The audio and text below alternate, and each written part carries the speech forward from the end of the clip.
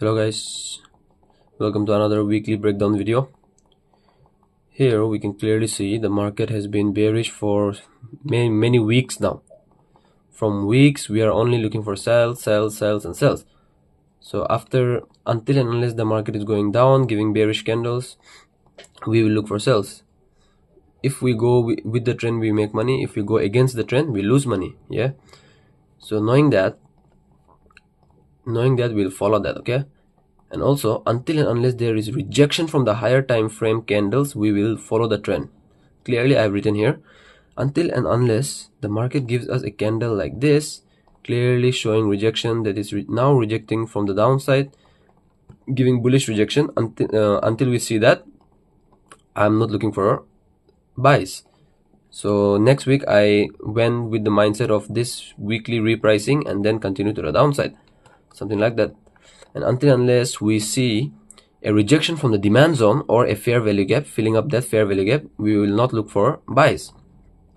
We will follow the trend, and if it start rejection we'll adapt to that, adapt to the market.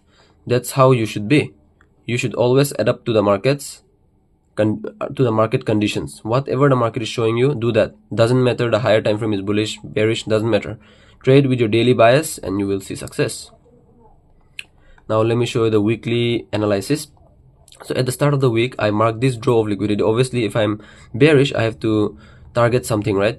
So this was my draw of liquidity for the week, and there was also a demand zone. So I anticipated the market to at least take this draw of liquidity, and after reaching this demand zone we will see if it rejects or not. Until then I was looking for sells. So that was my weekly analysis on GBP USD. And now if I show you the DXY, also the DXY, when we correlate GBP USD with DXY, it's clearly showing bullish momentum right here, giving bullish candles one after another, bullish pin bars, bullish momentum candle, bullish dojis, everything, right? And my draw of liquidity was this zone right here at the start of the week, but due to it was hit too early, I marked this draw of liquidity at the middle of the week. So bear with me right here. Here we can clearly see this was a draw of liquidity, so I was looking for buys.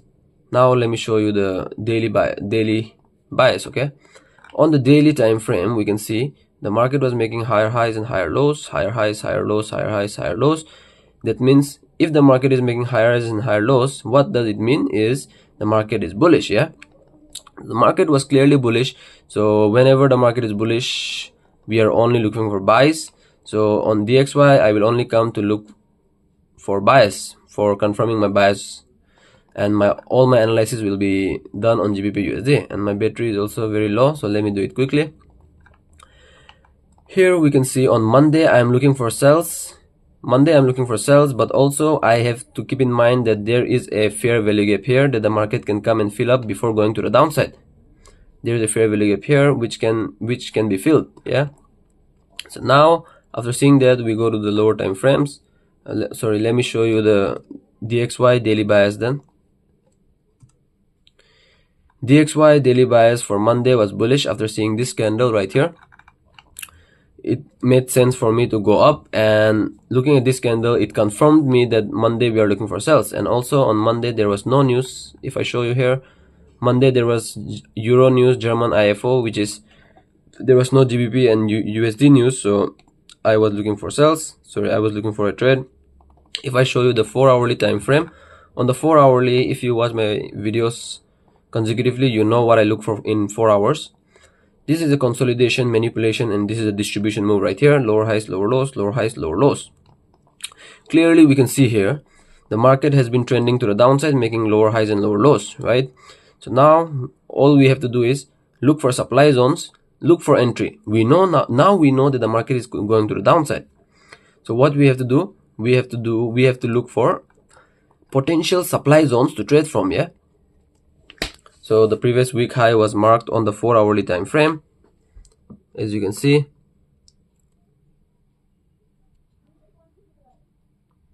And now if I go to the hourly to quickly show you the weekly bias. Yeah, on Monday I was looking for sells, and sells from this sort of area.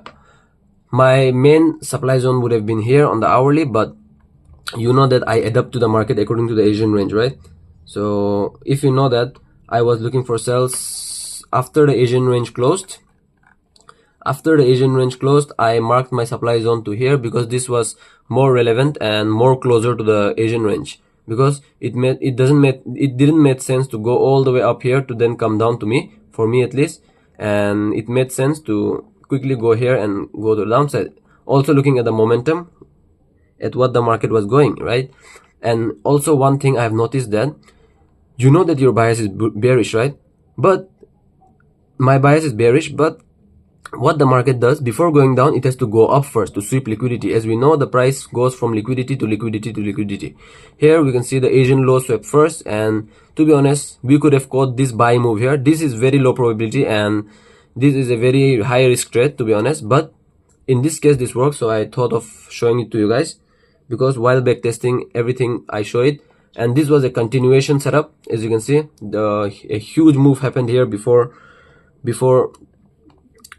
a huge move happened obviously here on London session. So we took this continuation on New York session, pre-New York session, and it was a beautiful trade. And I have noticed one thing, that continuation setups works very, very well. We can't say that continuation setup doesn't work. I have seen a gazillion of times now.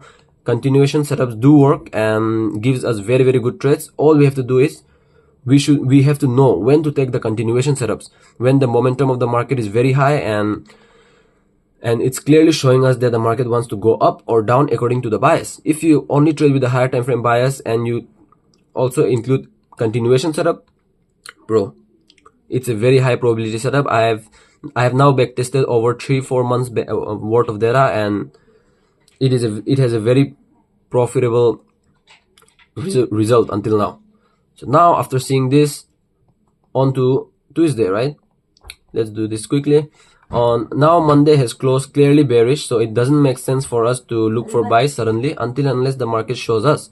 Unless the market shows us bullish content, we will only look for sells and sells and sells. So also, if I show you the DXY bias, on DXY, Monday closed as a very bullish candle, so it made sense to quickly rebalance the price here and then go to the upside.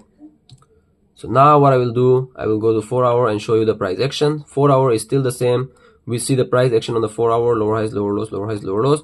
So I marked there, I can clearly spot a supply zone here with this market structure shift right here on here.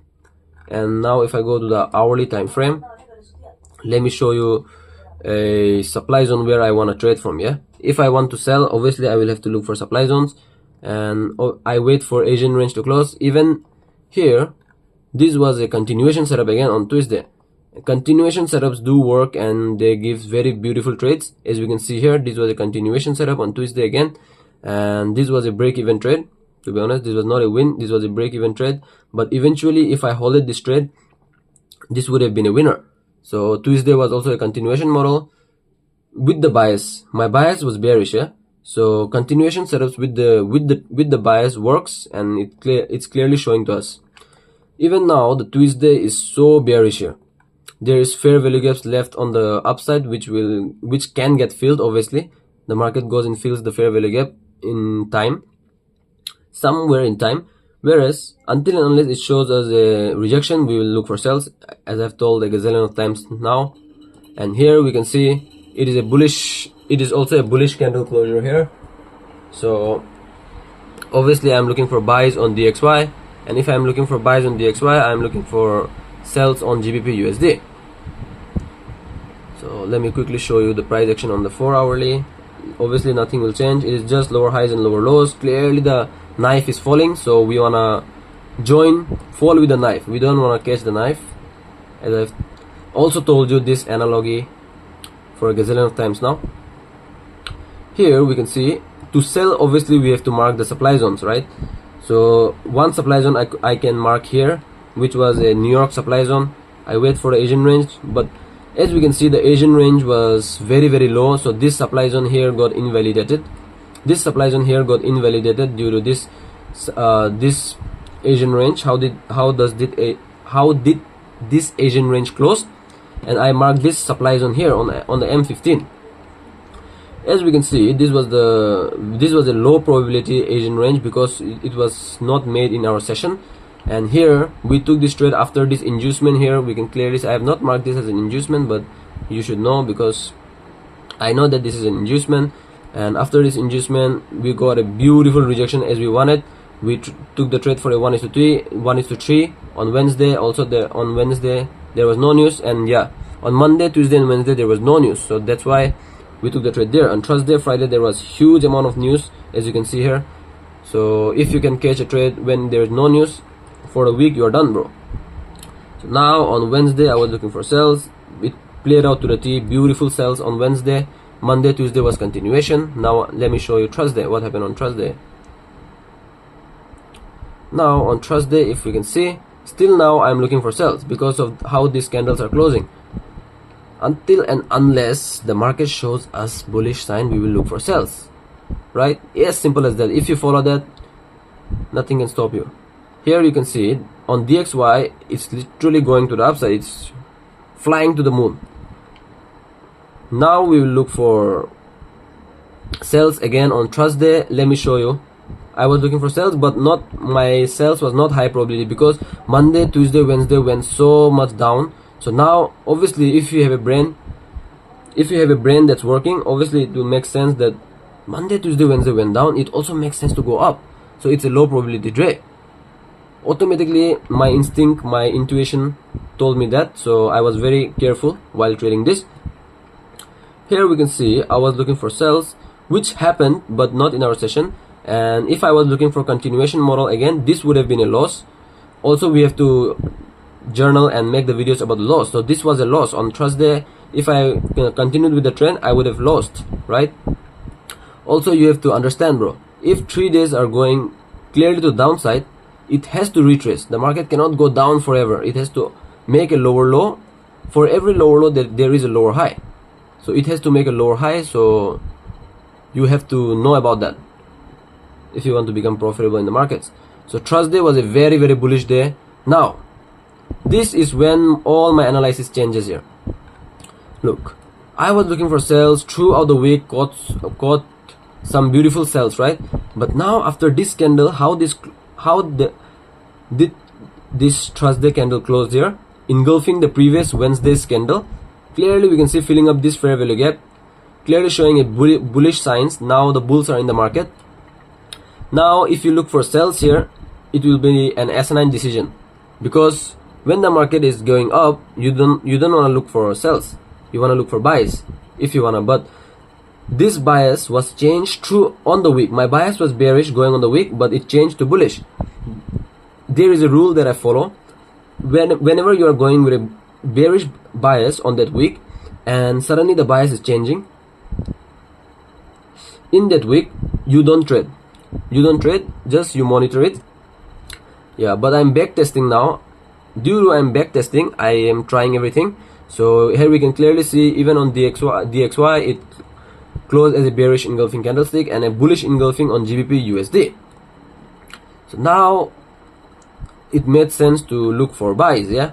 And also on the 4-hourly time frame there was a change of character, which is very important. Lower highs, lower lows, lower highs, lower lows, higher highs. Now the market made a higher high, changing character to the upside. Now I need a higher low to then enter the market. Also you have to know where the market is in that moment where you are trading, whether it is in a higher high, higher low, or it is in a pullback phase, retracement phase, right? And you have to time your trades correctly if you want to become profitable in the markets and catch those beautiful trades right there. So now at this point I am looking for buys. Now my bias change. If I am looking for something, it will be buys, and otherwise I will not trade. And on Thursday there was also one problem. There was huge news, euro all day CPI news. And I have also noticed one thing: whenever there is euro news, that affects the GBP also, because those two pairs moves very identical, right? So obviously if there is a high impact euro news, it will also affect the GBP. Whole day there was euro news CPI. The whole Europe CPI was on one day, so it was a very risky day to trade, and we avoided a loss if you didn't took a trade here, right? Now on Friday, going on Friday, looking for buys again. Here if I show you the news, even on Friday there was huge news on euro and USD. which will also affect the markets. We know that now. So now that we know that, now we can avoid that loss just by staying patient in the markets. Yeah. So now what we can see here on the hourly time frame, I'm looking for buys, right? I mark this demand zone to buy from after this Asian range, Asian low to sweep, and then a typical our typical setup right here. But also you have to ask yourself, does it make sense to go down all the way there and make the move? Because the bulls are so strong right now, it doesn't make sense to go down and then go up, for me at least. So in this case, whenever the market is showing you that it clearly the bulls are so strong, there is the point where you look for continuation models, like I did in this trade. Continuation models, you look for, let me show you. After the Asian range, if the Asian high is swept without sweeping the Asian low, remember that. If that's happening with huge momentum, that's when you look for continuation model. I have noticed this, and the win rate is very high, very good. Every time there is a continuation model, the M15 time frame gives a fair value gap, showing that a fair value gap is formed due to imbalance in supply and demand, right? There is huge amount of buyers in the market, that's why a fair value gap is formed. Then that fair value gap gets a retest. Accumulation, manipulation, distribution. This was a continuation model. Also Dovey FX was talking about in his YouTube video right here. There was a fair value gap, the market came back all the way down there, retested the zone, and I entered the market pretty much there, and then the rest was history, bro. Clearly you can see the fair continuation models do work, and if they work, they have a very good risk to reward. I was targeting a 1:6. If I wasn't being greedy here, it was a 1:4 risk to reward. Beautiful trade, but I took many partial profits here, and this was a break-even trade after taking partials, so it was a win-win situation.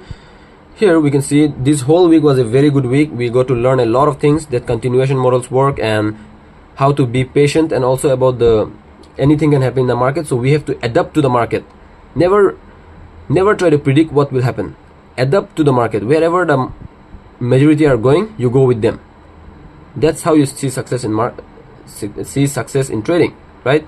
So now if I show you the weekly candle, now the weekly candle is now starting to show some signs of that buyers are coming in. So this is the point where we start looking for buys, right? Yeah, for today that's enough.